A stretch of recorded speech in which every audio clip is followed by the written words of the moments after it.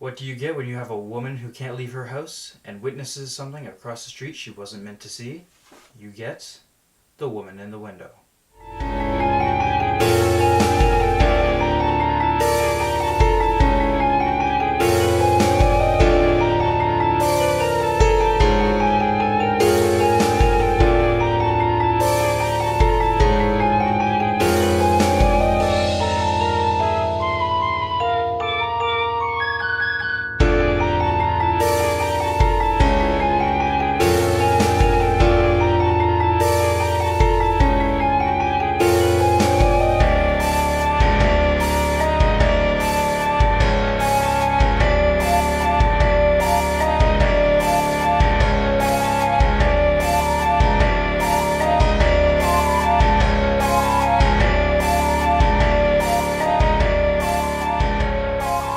Today I'm going to be discussing my opinion on A.J. Finn's novel, The Woman in the Window.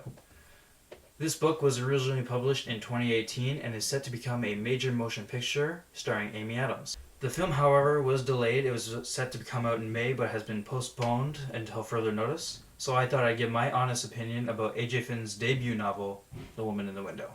The story focuses on Dr. Anna Fox, and it's clear at the beginning that something isn't quite right about how she lives her life. She won't go outside, she won't leave her house, and it's clear she hasn't had company in a really long time. This is because Anna has agoraphobia, which basically means she has panic attacks and anxiety when leaving the comfort of her own home. Her only real connection to the outside world is looking out her window at the surrounding neighborhood, located in New York City. It is here that Anna discovers something she was never meant to see, and once more, no one believes her. And the plot thickens. I don't use the word page turnaround lately, but in this case, The Woman in the Window was such an interesting and well-written novel that I honestly had a hard time putting it down. The chapters are also really short and are always furthering the plot, so nothing ever really seems like filler. It made it really quickly to whip through this book at a really quick pace. The story is also told from first-person perspective, which is honestly great because you get a closer inside look of what Anna's going through. We learn why Anna is the way she is and also how she feels when everyone doesn't believe her. We also get a little bit of tension between the reader and Anna because we don't always know when to trust what she's telling us. We don't always know if it's real or if she's fabricating it. So it leaves a lot of mystery involved in the writing, and I thought that was really cool. The author sets up a lot of questions right from the get-go, and my favorite kind of stories are the ones where the author makes you ask as many questions as possible right from the beginning.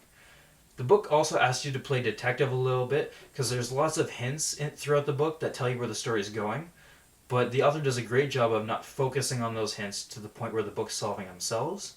You honestly can't read this book without having theories of your own. That being said, there is a lot of good twists in the novel, especially one that made me put down the book for a couple minutes and really regroup and let me figure out what just happened, because I honestly didn't see that twist coming. I know some of you may have, but for me it just came out of the blue, and I honestly thought it was a great twist. It made me want to go back and reread the book again to look for any hints regarding said twist. Yeah, I didn't see it coming. It's definitely a great twist. It's not the final twist, but it's one earlier on in the book, and it was pretty good. The character of Anna also loves old classic films, and this really made me love the character of Anna so much more because it brought up the film student myself. It just made me connect with the character so much more, and I really like that aspect of her. She's always reciting lines, and there's always an old classic movie playing on in the background. And that being said, the film also hints at the fact that it's kind of a rear window type book story kind of thing, and it pokes fun at that a lot. I would never say this story is beat for beat of Alfred Hitchcock's Rear Window, but they do share a lot of similarities. It's also distinct enough on its own to be its own separate story. As much as I do enjoy this book, I do have a few gripes with it. The main one being revolving with the final twist. I felt that it was a little bit spoon-fed to the audience, as in there's just a couple pages of explanation. And I didn't really like that because it took away from the investigative side of everything. I know the author eventually has to tell us the twist, but the writing kind of seemed like he went place reveal here. And it just kind of took away from that a little bit because it was like a couple pages of explanation where a few here, a few there, a little bit more spread out would have been nice. With all that said, I rate this novel 4.5 stars out of 5. If you're a fan of the thriller genre and you have not read this book, or you want to go see the movie, I definitely recommend you read this book. I had such a blast with this novel and I did not want to put it down, and I trust you'll do the same.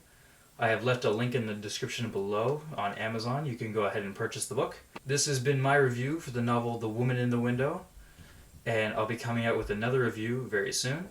And in the meantime, read on and pick up a book recommended to you by the Bloody-Bookkeeper.